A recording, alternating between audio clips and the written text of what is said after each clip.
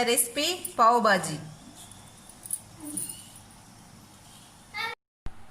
దీనికి కావాల్సిన పదార్థాలు లడీ పావ్, ఆనియన్స్, క్యాప్సికమ్, బటానీ, టమాటో, బటర్, ఉడికించి ముద్దగా చేసుకున్న ఆలు, salt, red chilli powder, kasuri methi, pav bhaji masala, oil.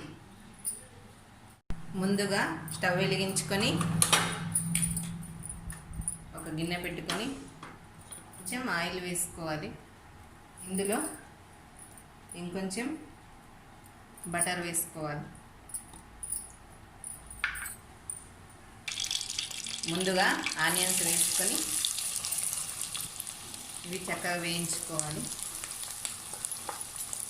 ఇది ఇలా వేగుతుండగా ఇందులో బఠానీలు, క్యాప్సికమ్,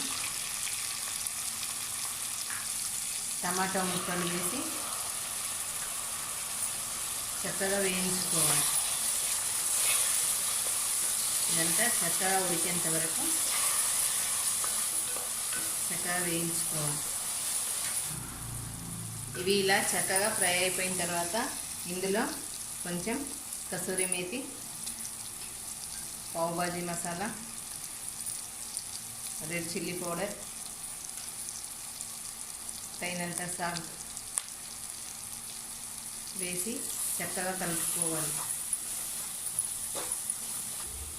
ఈ కర్రీకి టేస్ట్ ఈ కసూరి మేతి వల్లనే వస్తుంది. ఈ బాజీ ఫ్లేవర్ మొత్తం కసూరి మేతి కవర్ చేస్తుంది. ఇప్పుడు ముందుగా ఉడికించి పెట్టుకున్న ఆలు ముద్ద వేసుకొని చక్కగా ఫ్రై చేసుకోవాలి. ఇదంతా మెత్తగా స్మాష్ చేసుకోవాలి. ఇలా అంతా స్మాష్ చేసుకున్న తర్వాత 300 ml వాటర్ పోసుకోవాలి. వాటర్ పోసుకొని ఇందులో ఉన్న ఆయిల్ అంతా పైకి వచ్చేంత వరకు ఉడకనివ్వాలి. స్టవ్ వెలిగించుకొని ఒక ప్యాన్ పెట్టుకోవాలి. దీనిపైన బటర్ వేసి, బటర్ వేడైపోయింది. ఇప్పుడు లడీ పావ్ని ఫ్రై చేసుకుందాం. దీనికి కొంచెం బటర్ ఎక్కువనే పడుతుందండి. బటర్తోనే ఈ పావ్ బాజీ టేస్ట్ ఉంటుంది.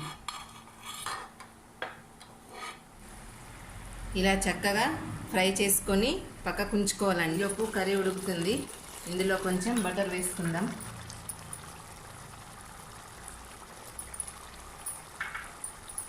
చూడండి, ఇలా ఉడికిపోయింది.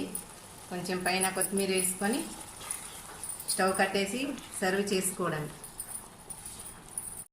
పావ్ బాజీ రెడీ. తినేయడమే.